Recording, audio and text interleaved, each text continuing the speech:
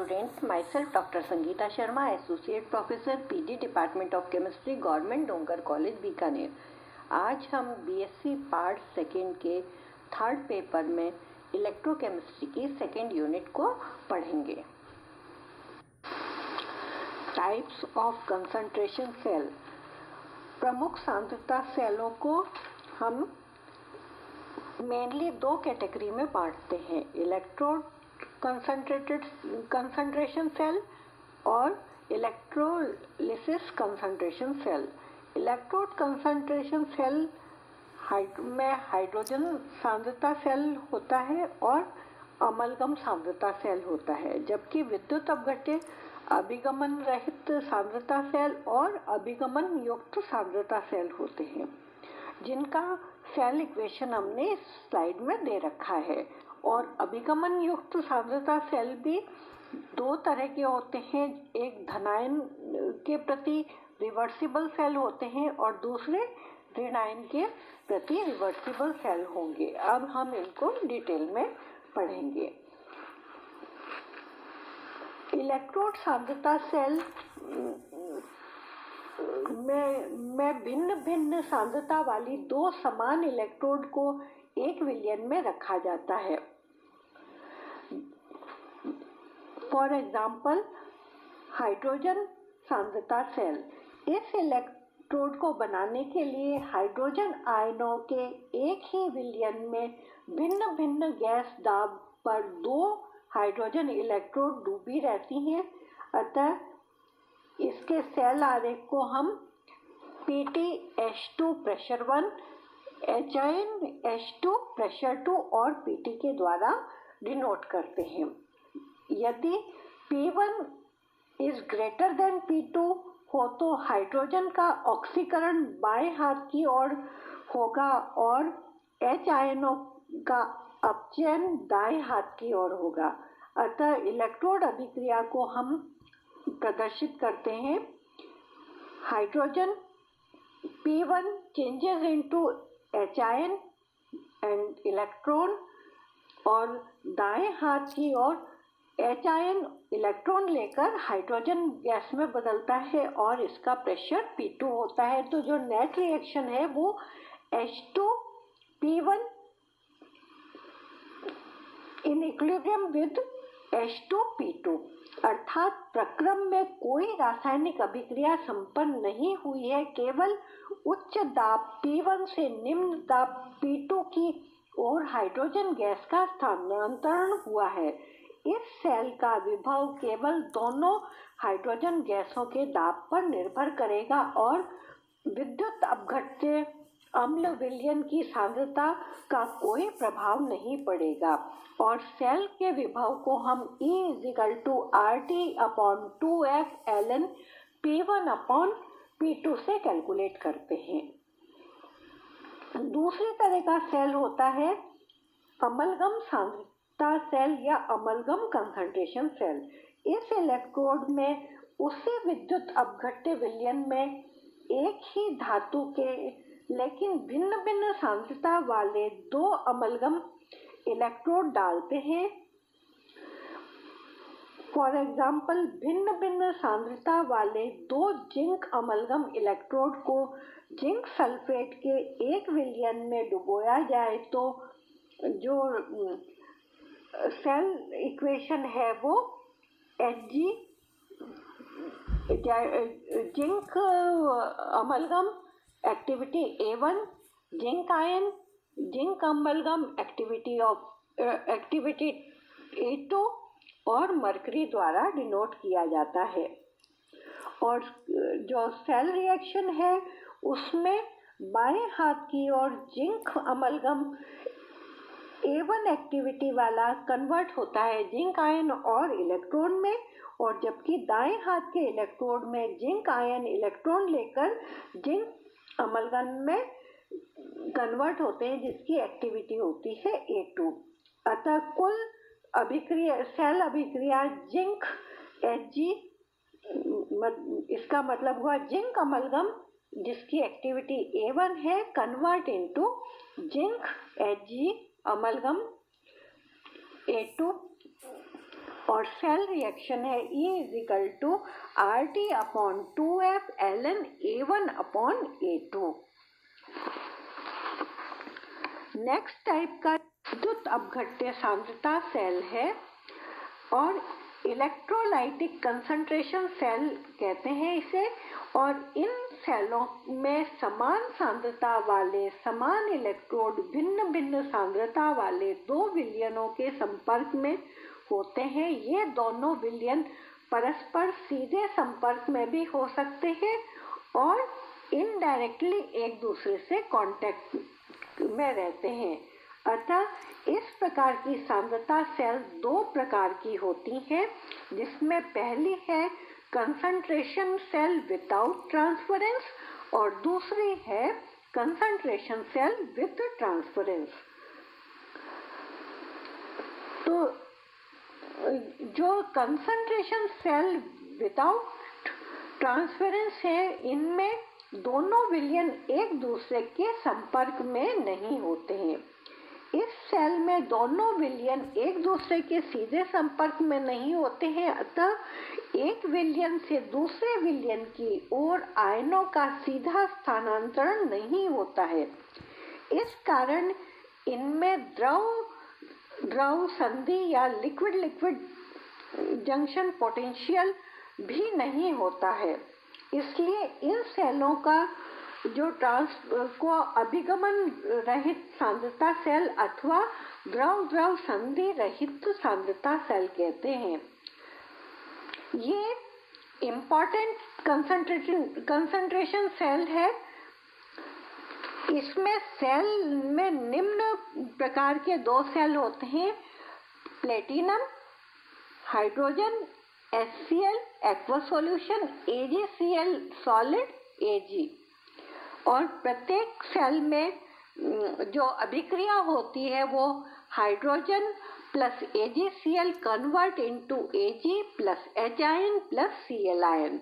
तो कुल सेल को हम इस PT hydrogen 1 atmospheric pressure, HCl A1 activity, silver chloride electrode salt से कनेक्टेड करते हैं इसको, या सिल्वर क्लोराइड इलेक्ट्रोड आपस में कनेक्टेड रहती है।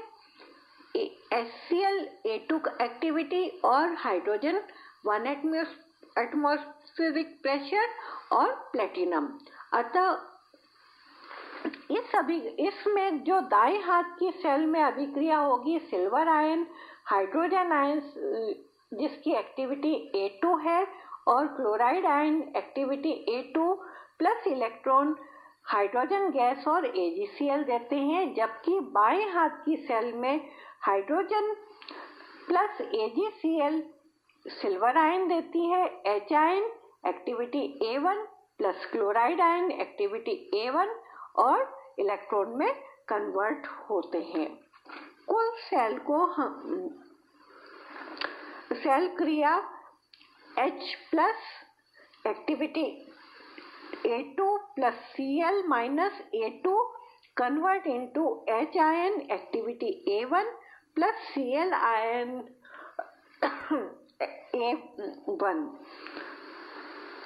अर्थात सेल में कुल मिलाकर कोई रासायनिक क्रिया नहीं होती, केवल A2 सक्रियता से A1 सक्रियता की ओर HCl का गमन होता है या स्थानांतरण होता है। अतः इस सेल के विभव को हम E = RT ln activity H plus ion 1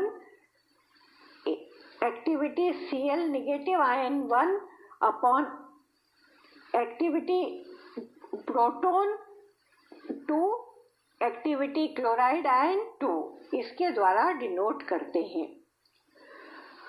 25 degree centigrade पर अगर हम मान रखें तो इसको हम जनरलाइज रूप में E = -0.05916 log A plus minus 1 upon A plus minus 2 का होल स्क्वायर या E is equal to -11832 log A plus minus 1 upon A plus minus 2। और ये सामान्य अभिगमन रहित सांद्रता सेल जिसके विद्युत अपघट्य में गामा प्लस धनायन और गामा माइनस एनायन हो तो सेल का विभव E without transference is equal to plus minus gamma upon gamma plus minus RT upon NF ln activity plus minus 2 upon activity plus minus 1। Concentration cell with transference. यदि विद्युत अपघट्य के दोनों विलयनों को एक सरंध्र दीवार या पोरस पॉड द्वारा एक दूसरे के साथ सीधे संपर्क में रखा जाए तो उन दोनों के मध्य आयनों का अभिगमन होता है और एक ट्रांसफरेंस वाली सांद्रता सेल का निर्माण होता है। इस सेल की सरंध्र दीवार या पोरस पॉड किसी एक आयन के लिए रिवर्सिबल हो सकती है। अतः यह सेल दो प्रकार के होते हैं, कैटायन के प्रति रिवर्सिबल और एनायन के प्रति रिवर्सिबल। और एक टिपिकल सेल हमने इस डायग्राम में दिखा रखा है जिसका सेल इक्वेशन इसमें नीचे लिखा हुआ है। और activity plus minus 2 is greater than activity plus minus 1। भिन्न भिन्न सांद्रता वाले HCl के दो विलयन एक दूसरे से पोरस वॉल द्वारा पृथक रहते हैं जिससे द्रव एक दूसरे से मिल नहीं सकते लेकिन परस्पर आयनों का आदान प्रदान कर सकते हैं। एक फैराडे विद्युत प्रवाह से इलेक्ट्रोडों पर जो क्रिया संपन्न होती है उसमें दाएं हाथ के इलेक्ट्रोड पर H आयन A2 एक्टिविटी वाला इलेक्ट्रॉन ग्रहण करके हाइड्रोजन गैस में बदलता है, जबकि बाएं हाथ के इलेक्ट्रोड पर हाइड्रोजन इलेक्ट्रॉन त्याग कर H आयन में बदलता है जिसकी एक्टिविटी A1 होती है। Net reaction H plus A2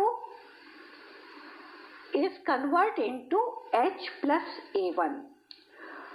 द्रव संधि से एक फैराडे पॉजिटिव धारा बाएं हाथ से दाएं हाथ की ओर जाएगी और T plus H plus ion दाएं हाथ की तरफ जाएंगे, जबकि T माइनस क्लोराइड आयन बाएं हाथ की तरफ अभिगमन कर जाएंगे।